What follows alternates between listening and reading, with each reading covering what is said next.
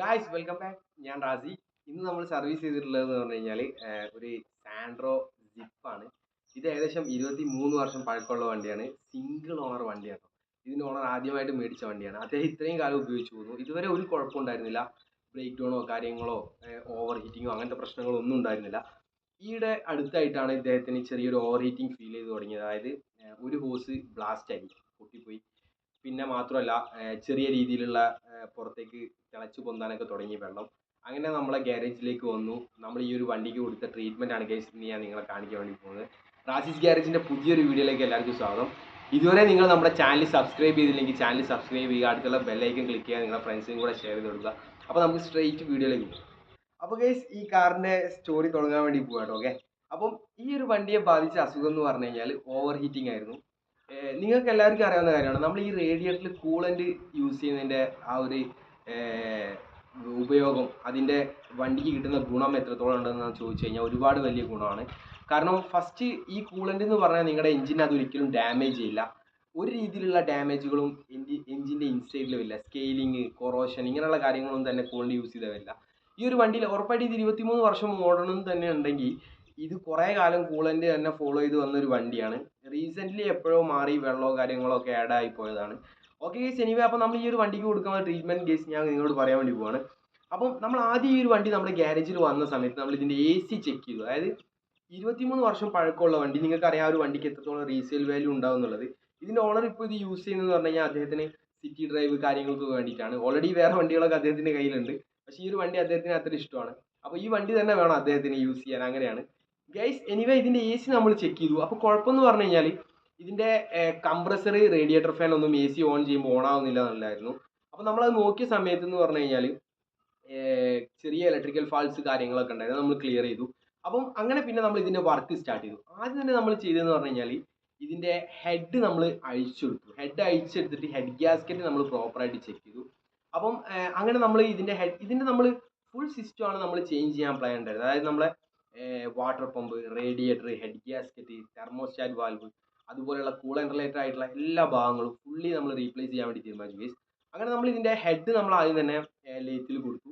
അവിടെ നിന്ന് പ്രോപ്പറായിട്ട് ഫേസിങ് കാര്യങ്ങളൊക്കെ ചെയ്തു. പ്രഷർ ടെസ്റ്റ് ചെയ്തു. കാരണം ചെറുതായിട്ട് പതച്ച് പൊങ്ങുന്നതുകൊണ്ട് തന്നെ പ്രഷർ ടെസ്റ്റിൻ്റെ ആവശ്യം ഉണ്ടായിരുന്നു. പ്രഷർ ടെസ്റ്റും നമ്മൾ ചെയ്തു. അതൊക്കെ ഈ ഹെഡ് പാസ്സായി. നിങ്ങൾ അതിലെ വാട്ടർ പമ്പ് കാര്യങ്ങളാണ്. അതായത് നമ്മൾ വാട്ടർ പമ്പ് ജെനുവിൻ പീസ്, നമ്മൾ ഈ വണ്ടിക്ക് യൂസ് ചെയ്തിട്ടുള്ള എല്ലാം തന്നെ ജെനുവിൻ പാർട്സുകളാണ്. കുറച്ച് കോസ്റ്റ്ലിയാണ്. പിന്നെ മാത്രമല്ല ചെറിയൊരു താമസമുണ്ട് പാർട്സ് കിട്ടാൻ. നിങ്ങൾക്കറിയാം ഒരുപാട് വർഷമുള്ള പഴക്കമുള്ള വണ്ടിയാകുമ്പോൾ റെഡി സ്റ്റോക്ക് ഉണ്ടാവില്ല. അത് ഓർഡർ ചെയ്ത് ചെന്നൈ അതുപോലുള്ള സ്ഥലങ്ങളിൽ നിന്നൊക്കെ ഓർഡർ ചെയ്ത് വരണം. പിന്നെ ഒന്ന് രണ്ട് പാർട്സുകൾ ജസ്റ്റ് ചേഞ്ച് ആയിപ്പോയി വന്ന പാർട്സ്, അത് നമ്മൾ മാറി കിട്ടാനൊക്കെ ഉണ്ടായിരുന്നു. അങ്ങനെ കുറച്ച് ഡേയ്സ് അതിന് വേണ്ടിയൊക്കെ നമ്മൾ കണ്ടു കേട്ടോ. ഓക്കെ, അപ്പോൾ നമ്മൾ ഫസ്റ്റ് ചെയ്ത കാര്യം എന്ന് പറഞ്ഞാൽ ഹെഡ് നമ്മൾ പ്രോപ്പറായിട്ട് ഫേസ് ചെയ്തു. പ്രഷർ ടെസ്റ്റ് കാര്യങ്ങളെല്ലാം ചെയ്തു. വാട്ടർ പമ്പ് വണ്ടിയിൽ ഫിക്സ് ചെയ്തു.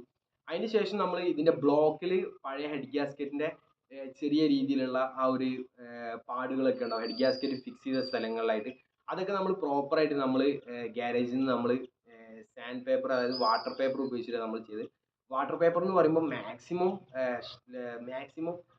തിക്നെസ് കുറഞ്ഞ പേപ്പറാണ് നമ്മൾ ഉപയോഗിച്ചത്. അതായത് ഹെഡിൻ്റെ സർഫേസിൽ ഡാമേജ് വരാത്ത രീതിയിൽ അതിൽ കുറച്ച് എഞ്ചിൻ ഓയിൽ കാര്യങ്ങളൊക്കെ യൂസ് ചെയ്തിട്ടാണ് നമ്മൾ ആ ഒരു ഹെഡ് ബ്ലോക്ക് നമ്മൾ ക്ലിയർ ചെയ്തെടുത്തത്. ഓക്കെ, അതിന് ശേഷം നമ്മൾ ജെനുവിൻ ആയിട്ടുള്ള ഹെഡ് ഗ്യാസ്കറ്റ് വെച്ചു. സെയിം ടു സെയിം പീസ്, അതായത് ജെനുവിൻ പീസാണ്, മെറ്റലിൻ്റെ ഹെഡ് ഗ്യാസ്കറ്റാണ് വരുന്നത് കേട്ടോ. അപ്പോൾ നമ്മൾ ഹെഡ് ഗ്യാസ്കറ്റ് നമ്മൾ വണ്ടിയിലേക്ക് വെച്ചു. ഹെഡ് ഫിക്സ് ചെയ്തു. അതിന് ശേഷം നമ്മൾ ഇതിൻ്റെ ക്യാം ഷാഫ്റ്റ് കാര്യങ്ങളൊക്കെ ഫിക്സ് ചെയ്തു. പിന്നെ വേറൊരു അഡ്വാൻറ്റേജ് ഈ വണ്ടിയെ കുറിച്ച് എടുത്തു പറയാനുള്ള കാര്യം എന്ന് പറഞ്ഞാൽ ഇതിൻ്റെ എഞ്ചിൻ ഓയിലാണ്. അതായത് കറക്റ്റ് ആയിട്ടുള്ള പീരിയഡിൽ എഞ്ചിൻ ഓയിൽ ചേഞ്ച് ചെയ്ത് വന്നതുകൊണ്ട് തന്നെ ഞങ്ങൾക്ക് ഒരുപാട് കോൺഫിഡൻസ് കിട്ടി. കാരണം നമുക്ക് ബാക്കി ഭാഗങ്ങളിലേക്കൊന്നും ഓവർ ടെൻഷൻ അടിക്കേണ്ട കാര്യം വന്നില്ല. അതായത് ഓയിൽ പമ്പ്, പിസ്റ്റൺ റിങ് ഇതുപോലെയുള്ള കാര്യങ്ങളിലേക്കൊന്നും വലിയ ടെൻഷൻ വന്നില്ല. കാരണം ക്യാം ഷാഫ്റ്റ് ഒക്കെ നമ്മൾ അയച്ച സമയത്ത് അവിടെ സ്ക്രാച്ച് കാര്യങ്ങളൊന്നും തന്നെ ഇല്ലായിരുന്നു കേട്ടോ. അതായത് പ്രോപ്പർ ഓയിൽ ചേഞ്ചിൽ ഓടുന്ന വണ്ടി ആയതുകൊണ്ടാണ് നമുക്ക് ആ ഒരു അഡ്വാൻറ്റേജ് കിട്ടിയത്. അതുപോലെ തന്നെ ഇതിൻ്റെ ടൈമിംഗ് ബെൽറ്റും ടെൻഷനറും നമ്മൾ ജെനുവിൻ മേടിച്ചിട്ടു. കാരണം ഏകദേശം ഒന്നാമത് 23 വർഷം പഴക്കം, കൂടാതെ ഇത് 1 lakh കവർ ചെയ്തു ഇതിൻ്റെ കിലോമീറ്റർ ഓൾറെഡി. അപ്പോൾ നമ്മൾ ഇതിൻ്റെ ടൈമിംഗ് ബെൽറ്റ് നമ്മൾ യൂസ് ചെയ്തെന്ന് പറഞ്ഞാൽ ജെനുവിൻ ആയിട്ടുള്ള ടൈമിംഗ് ബെൽറ്റ്, ടെൻഷനർ നമ്മൾ ഈ ഒരു വണ്ടിക്ക് വേണ്ടി യൂസ് ചെയ്തിട്ടുണ്ട്. ഓക്കെ ഗൈസ്, അതുപോലെ തന്നെ റേഡിയേറ്ററിൻ്റെ കാര്യം എന്ന് പറഞ്ഞു കഴിഞ്ഞാൽ പലരുടെയും ഒരു ധാരണ എന്താണെന്ന് വെച്ച് കഴിഞ്ഞാൽ റേഡിയേറ്റർ നമ്മൾ ഒരുപാട് കാലം ഉപയോഗിക്കാനുള്ള സാധനമാണെന്നുള്ളതാണ്. കാരണം റേഡിയേറ്റർ എന്നൊക്കെ പറഞ്ഞാൽ ഏകദേശം ഒരു ടൈം പീരീഡ് ഉണ്ട്. അത് കഴിഞ്ഞാൽ നമ്മൾ റേഡിയേറ്റർ എന്തായാലും റീപ്ലേസ് ചെയ്യണം. അതായത് റേഡിയേറ്റർ റിപ്പയർ ചെയ്യുന്ന എൻ്റെ ഒരു അഭിപ്രായത്തിൽ അത്ര ബെറ്റർ അല്ല എന്നാണ് എനിക്ക് തോന്നുന്നത്. കാരണം ഈ റേഡിയേറ്റർ എന്ന് പറഞ്ഞാൽ ഏറ്റവും ഇമ്പോർട്ടൻ്റ് ആയിട്ടുള്ള സാധനമാണ്. കാരണം നിങ്ങളുടെ എഞ്ചിനെ തണുപ്പിക്കുന്ന ആ ഒരു റേഡിയേറ്ററാണ്. അപ്പം ഈ കുറേ വർഷം കഴിയുന്ന വണ്ടികളുടെയൊക്കെ റേഡിയേറ്ററിൻ്റെ ആ ഒരു ഇൻസൈഡിലെ ലെയറുകളൊക്കെ ഏകദേശം ഒരു 50% കൂടുതൽ ബ്ലോക്ക് ആയിരിക്കും.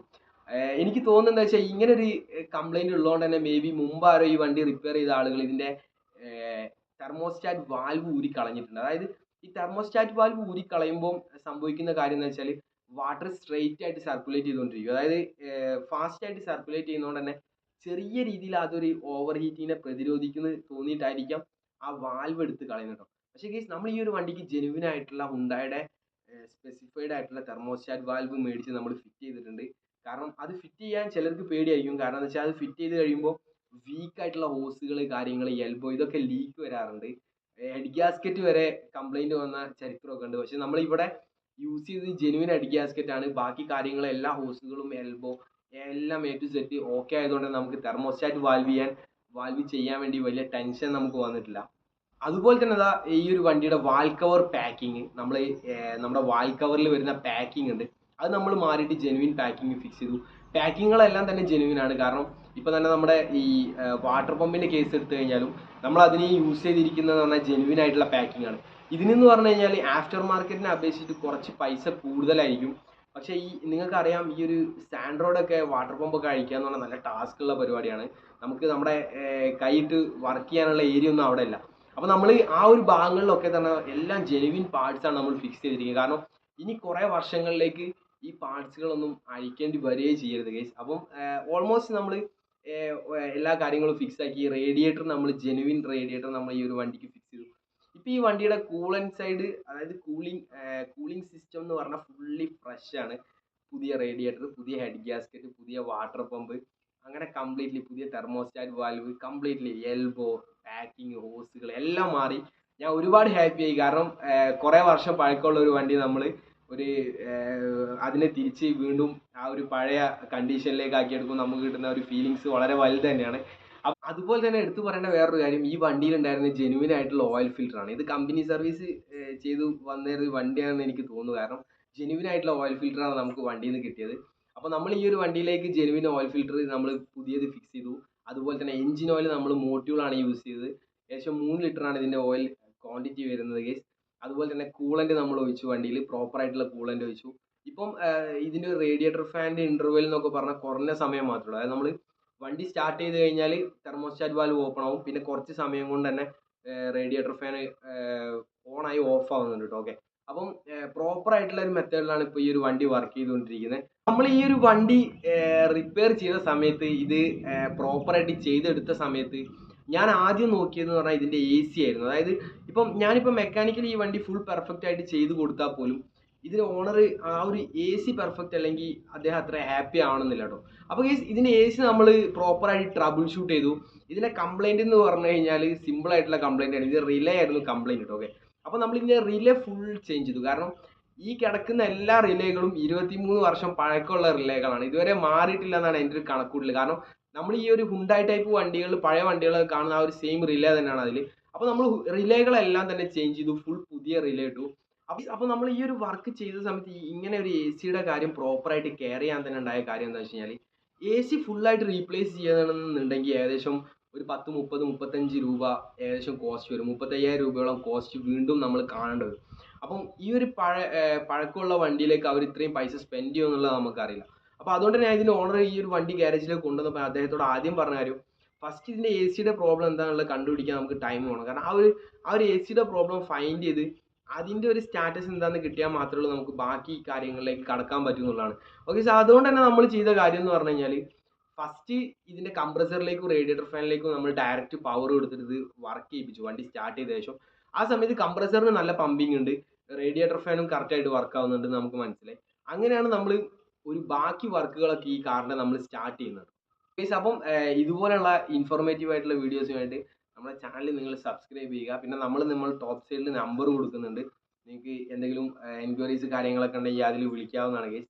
അപ്പം നമുക്ക് ഇതുപോലെ ഇൻഫോർമേറ്റീവ് ആയിട്ടുള്ള വീഡിയോസ് ആയിട്ട് വീണ്ടും കാണാം. Okay guys, thank you for watching. നമുക്ക് വീണ്ടും കാണാം.